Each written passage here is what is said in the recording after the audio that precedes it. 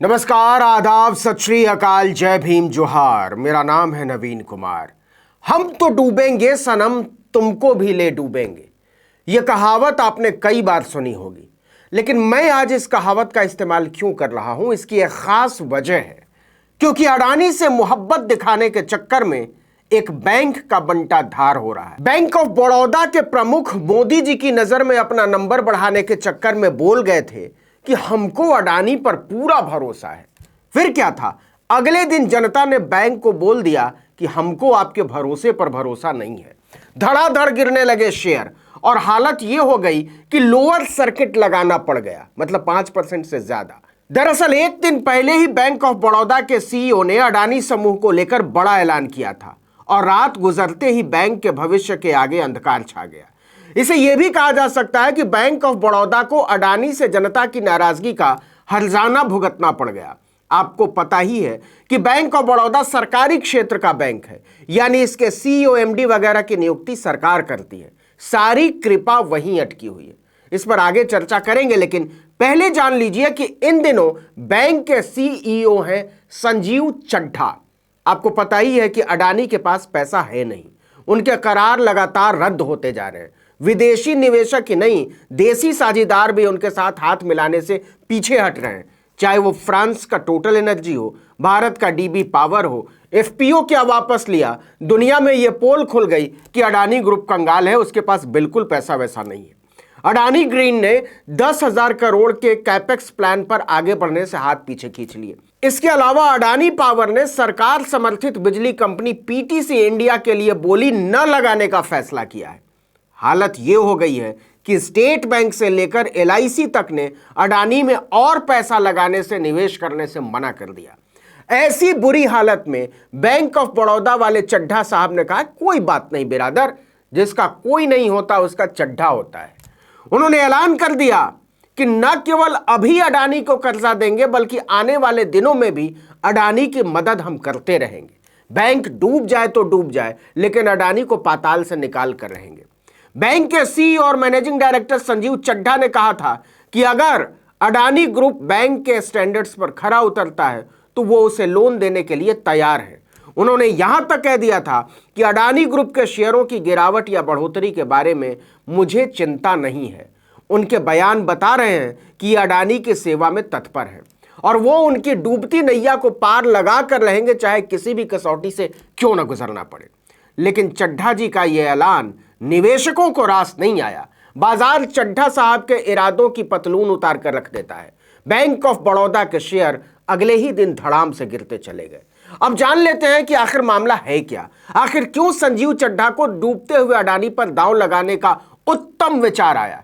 क्या यह मुनाफा कमाने के लिए किया गया था, या बैंक को बर्बाद करने के लिए, या फिर कुछ और कारण होगा इसके पीछे?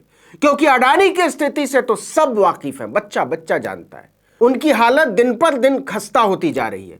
दूसरे नंबर का धन्ना सेठ 25वें नंबर पर पहुंच चुका है। उनकी कुल संपत्ति 150 अरब डॉलर से नीचे गिरकर अब 48 अरब डॉलर रह गई है। अर्थव्यवस्था के जानकार बता रहे हैं कि अडानी एक डूबती हुई कश्ती है, जिससे उतर जाने में ही भलाई है। फिर भी ऐसी क्या वजह है कि बैंक ऑफ बड़ौदा जैसे देश के बड़े बैंक उनकी मदद में लगे हुए हैं?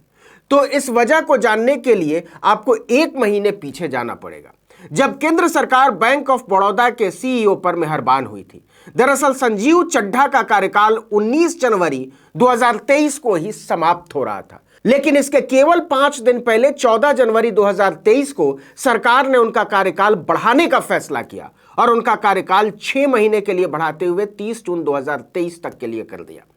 अब आप समझ ही गए होंगे कि कहानी क्या है। चड्ढा साहब केवल सेवा विस्तार का एहसान उतार रहे हैं। इस एहसान को उतारने के लिए बैंक का बेड़ा गर्क होता हो तो हो, कोई फर्क नहीं पड़ता।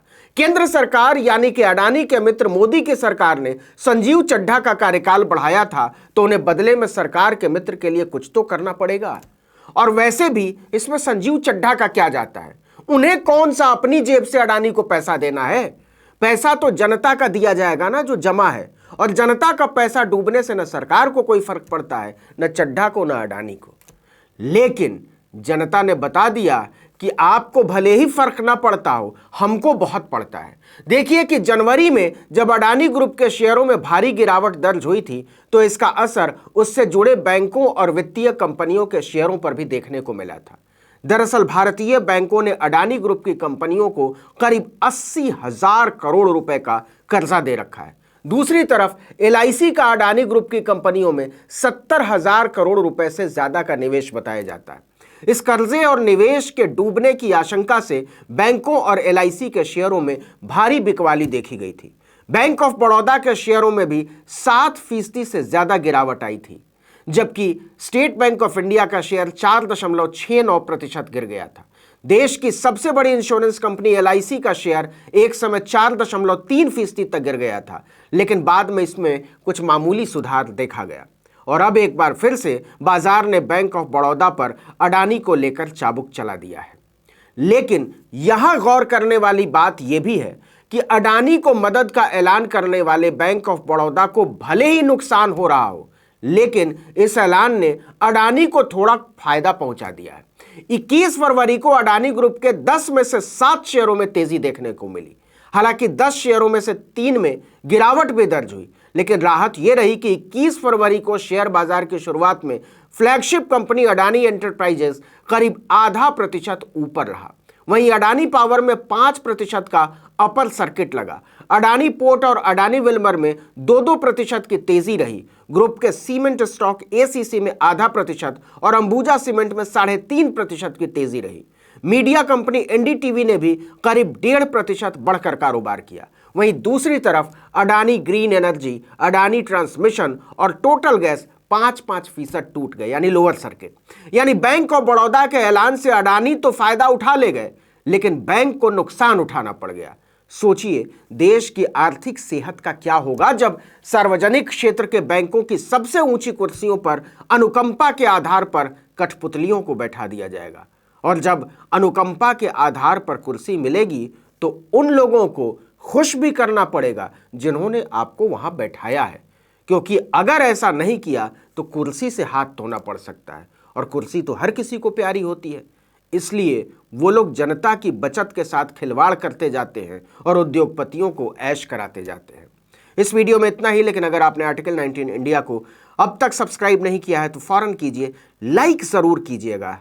अगर आप लाइक करते हैं तो हमारे वीडियो और ज़्यादा दर्शकों तक पहुंचते हैं। यूट्यूब पर देख रहे हैं तो सब्सक्राइब कर दीजिए, फेसबुक पर देख रहे हैं तो लाइक कीजिए, हमारे पेज को भी लाइक कीजिए, इंस्टाग्राम पर फॉलो कर लीजिए और हमारा ट्विटर हैंडल है article19_India। मेरा ट्विटर हैंडल है नवीन जर्नलिस्ट। आपसे अनुरोध है कि व्हाट्सएप ग्रुप में हमारे वीडियोज़ को शेयर करें ताकि वो ज़्यादा से ज़्यादा लोगों तक पहुँचें।